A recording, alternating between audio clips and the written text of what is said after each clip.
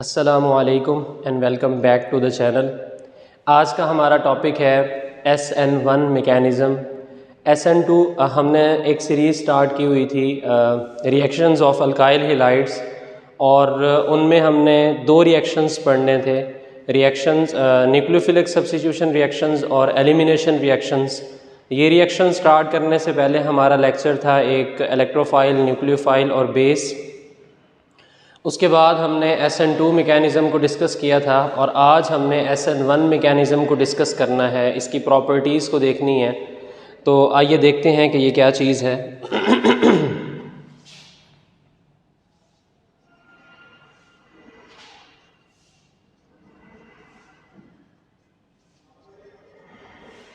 SN1 mechanism या SN1 reaction जो है, S stands for substitution, N stands for nucleophilic and 1 stands for unimolecular. तो हम लिखते हैं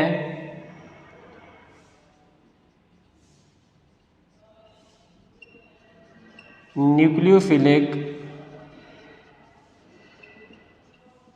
सब्स्टिट्यूशन यूनिमोलिकुलर।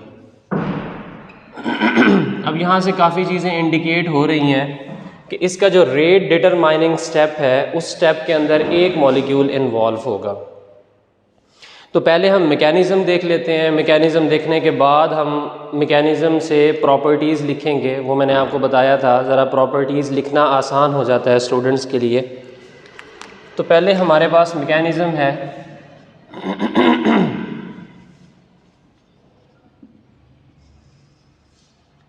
अब मैकेनिज़्म हमारा जो है वो दो स्टेप्स पर मुश्तमिल होता है। अब फर्स्ट स्टेप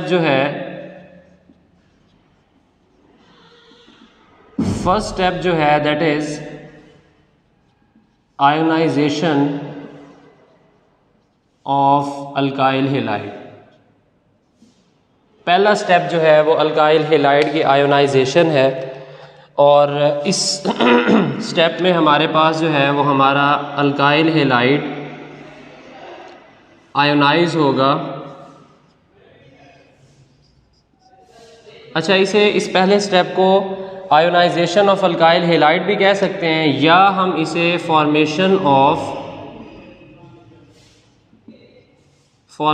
ऑफ कार्बोकेटाइन भी कह सकते हैं, क्योंकि इस स्टेप में कार्बोकेटाइन बनेगा।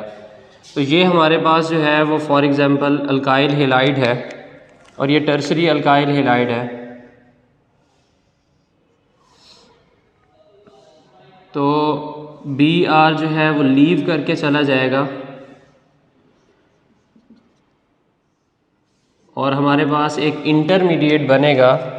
ये जो कार्बोकेटाइन बना है ये हमारे पास इंटरमीडिएट के तौर पे बना है, और साथ में जो है वो Br लीव करके चला जाएगा। ठीक हो गया जी। अब इस पहले स्टेप में देखें, कोई भी ये स्लोवेस्ट स्टेप, क्योंकि स्लो आयोनाइजेशन है और इसके अंदर कोई न्यूक्लियोफाइल भी इन्वॉल्व नहीं है जो कि लिविंग ग्रुप को लीव करने में हेल्प आउट कर सके, पुश दे सके। तो अल्काइल हैलाइड ने सेल्फ आयोनाइज होना है, ख़ुद से ही आयोनाइज होना है। तो इसकी आयोनाइजेशन बड़ी मुश्किल से होती है, और इसकी आयोनाइजेशन में दो फैक्टर्स हैं जो एज अ ड्राइविंग फोर्स यहाँ पर मौजूद होंगे। फर्स्ट फैक्टर जो है वो इसकी आयोनाइजेशन में, फर्स्ट फैक्टर जो है वो इस स्टेप को जो फॉरवर्ड की तरफ लेके जाता है, पहला step that is stability of carbocation.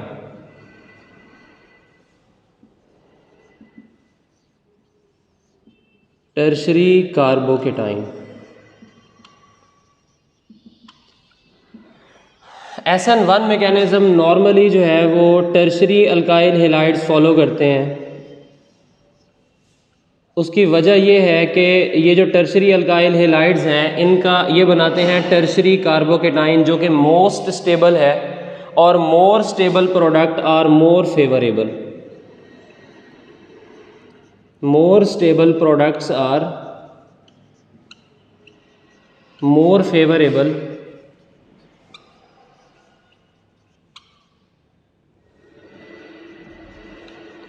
और ये रीज़न भी पूछी जा सकती है कि भाई किस वजह से tertiary alkyl halides, tertiary carbocation जो है वो किस वजह से ज़्यादा स्टेबल होता है।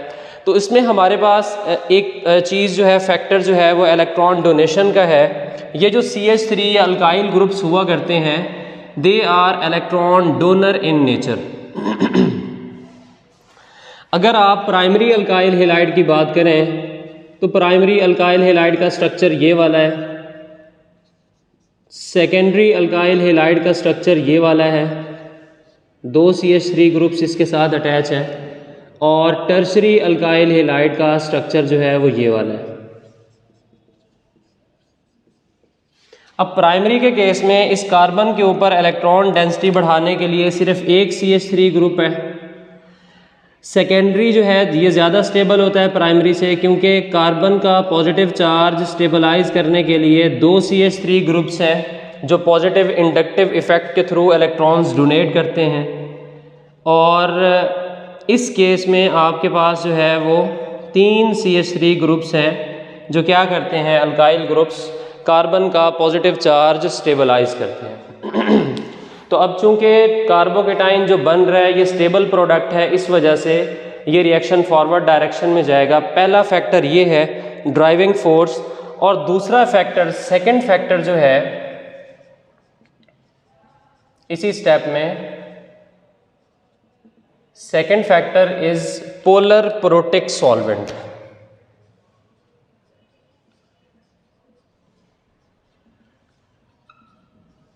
हम यहाँ पर पोलर प्रोटिक सॉल्वेंट इस्तेमाल करेंगे।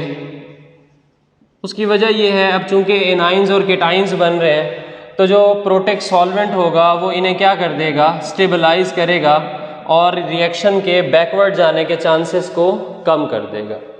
तो इस तरह से हमारा पहला स्टेप जो है ये स्लो इसी वजह से है चूँकि इसमें ये जो ड्राइविंग फोर्सेस हैं ये उतनी इफ़ेक्टिव या उतनी स्ट्रॉन्ग नहीं है जितनी कि SN2 मैकेनिज्म में थी, जिसमें न्यूक्लियोफाइल अटैक करता था तो लीविंग ग्रुप लीव करके जाता था। अब सेकंड स्टेप होगा हमारे पास,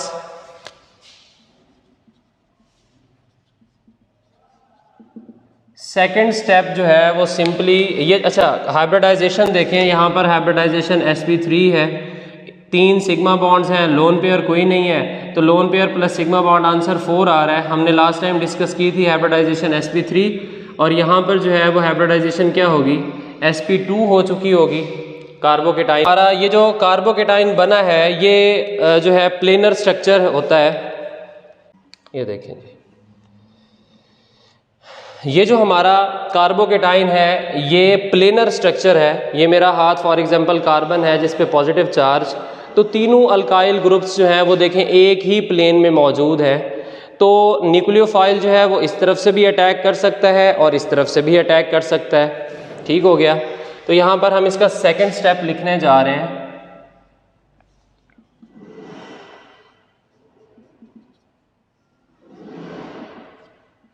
हमने कहा कि हमारा न्यूक्लियोफाइल जो है वो इसके प्लेनर स्ट्रक्चर होने की वजह से, एक ही प्लेन में होने की वजह से तीनों अल्काइल ग्रुप्स, ये कार्बन न्यूक्लियोफाइल इस डायरेक्शन से भी अटैक कर सकता है। जैसे ही इस डायरेक्शन में अटैक करेगा तो न्यूक्लियोफाइल इस तरफ और जो CH3 हैं वो इस तरफ से टेट्राहेड्रल शेप में चले जाएंगे।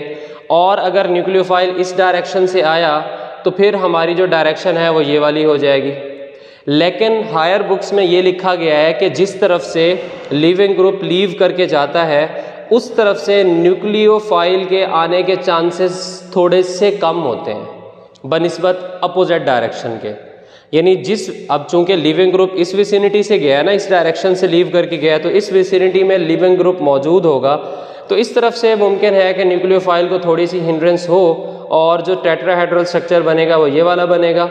जबकि अगर न्यूक्लियोफाइल इस डायरेक्शन में से आए तो ये इजीली, यानी न्यूक्लियोफाइल जो है वो दोनों डायरेक्शन से अप्रोच कर सकता है, इस तरफ से भी अप्रोच कर सकता है और इस तरफ से भी क्या कर सकता है, अप्रोच कर सकता है। मीन्स के ये फर्स्ट पॉसिबिलिटी है और ये सेकंड पॉसिबिलिटी है। तो इसका मतलब ये है कि हमारे पास प्रोडक्ट जो है वो इस तरह से भी बन सकती है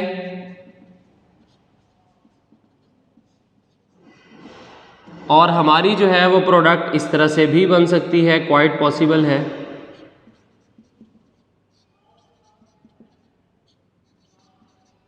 इसके बनने के 50% चांसेस होंगे, इसके बनने के भी कितने चांसेस होंगे? 50%। मीन्स के 50% जो है वो रिटेंशन ऑफ कन्फिगुरेशन है। अब ये देखें, ये वही कन्फिगुरेशन है जो कि हमारी रिएक्टेंट की थी, इसे हम कहेंगे रिटेंशन, और इसे हम क्या कहेंगे? कन्वर्जन। तो कन्फिगुरेशन इन्वर्ट भी हो सकती है और कन्फिगुरेशन जो है वो क्या हो सकती है? रिटेंट भी हो सकती है। इस तरह से हमारे पास ये प्रोडक्ट जो है ये बन जाएगी। हाइब्रिडाइजेशन देखें तो हाइब्रिडाइजेशन जो है वो चेंज नहीं हो रही। sp3 हमारे रिएक्टेंट्स की थी और sp3 ही हमारे प्रोडक्ट्स की है। हाँ, कार्बोकेटाइन में चेंज होगी लेकिन उसके बाद दोबारा ये sp3 गेन कर लेगी। तो ये मैकेनिज्म है। अब इसकी प्रॉपर्टीज लिखना बड़ा आसान होगा।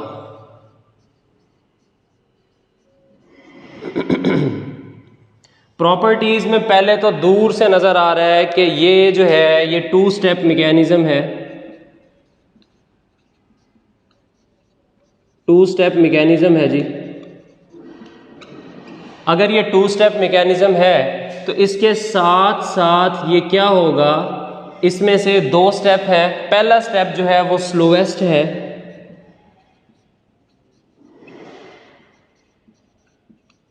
और आपको पता है कि जो स्लोएस्ट स्टेप होगा वही क्या होगा? रेट डिटरमाइनिंग स्टेप होगा। यानी कि हमारा रेट जो है वो इसी पहले स्टेप के ऊपर डिपेंड कर रहा है। यानी अगर हम रेट इक्वेशन लिखें तो रेट इक्वेशन में अब पहले स्टेप में कितने रिएक्टेंट्स हैं? सिर्फ अल्काइल हैलाइड है Rx। तो इसका मतलब है कि हमारा रेट जो है वो सिर्फ कंसंट्रेशन ऑफ अल्काइल हैलाइड के ऊपर डिपेंड कर रहा होगा। और रेट इक्वेशन को देख के अब क्या कर सकते हैं? ऑर्डर ऑफ रिएक्शन भी प्रिटेंड कर सकते हैं, जो है वो डिस्क्राइब कर सकते हैं। तो ये हमारे पास फर्स्ट ऑर्डर काइनेटिक्स बनेगी। फर्स्ट ऑर्डर जो है वो काइनेटिक्स बनेगी। मॉलिक्यूलरिटी देखी जाए तो रेट डिटरमाइनिंग स्टेप में कितने मॉलिक्यूल्स इन्वॉल्व हैं? एक ही मॉलिक्यूल इन्वॉल्व है। तो इस वजह से इसकी जो मॉलिक्यूलरिटी है वो क्या होगी? That will be 1। इसी तरह से जो retention and configuration, retention and inversion of configuration के जो चांसेस हैं,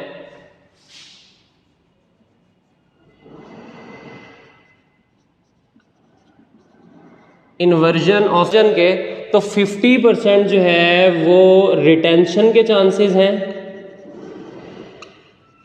और इसी तरह से हमारे पास 50% जो है वो किसके चांसेस हैं जी?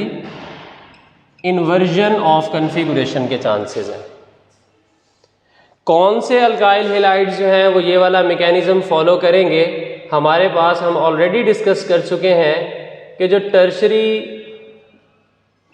अल्काइल हैलाइड्स हैं वो इसे फॉलो करेंगे। और रीज़न पूछी जाए, बिकॉज ऑफ स्टेबिलिटी ऑफ